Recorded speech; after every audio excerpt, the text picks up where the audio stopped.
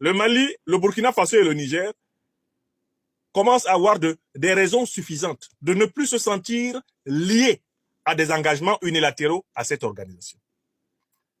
Alors pourquoi le néocolon français et ses alliés ouest-africains provoquent-ils la crise maintenant?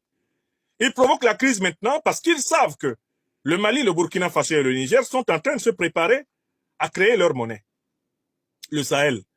Et pour ne pas laisser au Mali, au Burkina Faso et au Niger le temps de peaufiner, de parachever les préparatifs de la naissance de leur monnaie, eh bien, le néocolon français et ses agents, dont Ouattara Draman est le principal, a décidé de provoquer la crise un peu plus tôt pour mettre en difficulté le processus de naissance harmonieuse de la monnaie commune Sahel, maintenant que l'AES est déjà doté de sa banque d'investissement. Est-ce que vous avez compris? C'est ce que je devais vous expliquer ce soir. Il n'y a pas beaucoup, c'est pas très compliqué à comprendre.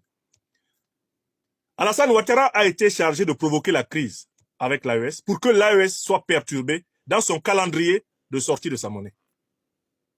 En provoquant la crise maintenant, on espère pouvoir précipiter une crise financière dans l'AES. Par exemple, l'UEMOA est instrumentalisé par les néocolons français pour provoquer une crise de trésorerie et tenter d'empêcher le paiement des salaires. Le président Abdourahmane Tiani, lors de la conférence interprésidentielle avec ses homologues maliens et burkinabés, l'a évoqué ouvertement. Allez réécouter la conférence qu'ils ont tenue et les discours qu'ils ont tenus lors de cette conférence qui a été tenue à travers la méthode de vidéoconférence. Le président Tiani a dit, on voit très bien pourquoi on nous crée des ennuis, c'est parce qu'on voudrait nous mettre en défaut de paiement. On voudrait créer des crises salariales au Niger, au Burkina Faso et au Mali, espérant que ces crises vont provoquer des remous sociaux, que ces remous sociaux vont provoquer une révolte populaire et que cette révolte populaire va faire tomber les régimes révolutionnaires panafricanistes qui ont délogé l'armée néocoloniale française, qui sont en train de déloger les entreprises multinationales néocoloniales françaises et qui sont à l'origine du regain d'énergie souverainiste dans le continent. Est-ce que vous comprenez? Vous devez donc comprendre qu'il s'agit d'une bataille tactique et stratégique de très haut niveau. Ce qui se passe actuellement, c'est la souveraineté de chaque individu africain présent sur la planète qui se joue dans cette affaire. On essaye de procéder à l'étranglement financier et monétaire de l'AES.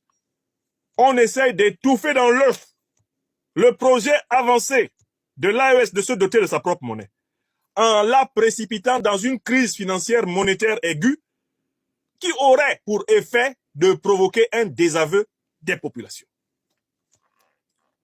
Vous avez compris? Alors, si c'est clair pour tout le monde, nous pouvons donc conclure sur ce premier point. Que faut-il faire? C'est la grande question que posait le camarade Lénine dans ces situations. Que faut-il faire? La première chose qu'il faut faire, c'est un travail de sensibilisation et d'explication aux populations. Parce que l'enjeu de toute cette affaire, c'est de casser le lien d'unité, le lien fort qu'il y a entre les peuples sahéliens et les trois régimes, maliens, burkinabés et nigériens. On veut créer une crise économique artificielle, parce que par cette crise économique artificielle, on espère faire tomber des régimes qui ont remis en cause le néocolonialisme. Il faut expliquer cela aux populations. Depuis les paysans des campagnes, les ménagères de tous les marchés, les hommes d'affaires des petites et moyennes entreprises, les hommes d'affaires des grandes entreprises, il faut l'expliquer aux banques, il faut l'expliquer aux enfants, aux adolescents, il faut l'expliquer aux étudiants, il faut l'expliquer aux syndicalistes, il faut l'expliquer aux corporations de tous les métiers, il faut l'expliquer aux opinions africaines. Il ne faut pas laisser cette crise-là se dérouler en off, parce que ce sont les peuples sous-informés qui sont aisés à manipuler.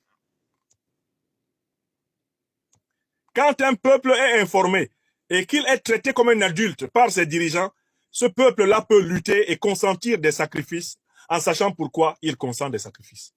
Quand un peuple est sous-informé, quand on ne dit pas à un peuple ce que ses ennemis les plus farouches ourdissent contre lui, ce peuple sera surpris par l'adversité et pourrait se retourner contre les dirigeants de sa cité. Écrivez ça.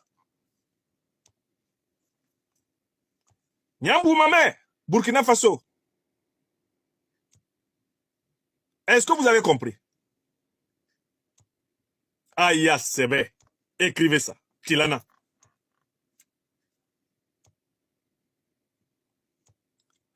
Aya Mewa. Est-ce que vous avez compris? Très bien. Donc, nous avons un premier devoir, c'est l'éducation populaire. Ne laissons pas les peuples à un niveau d'information bas. N'ayons pas peur d'expliquer les enjeux au peuple. Ce que font déjà très bien les dirigeants sahéliens.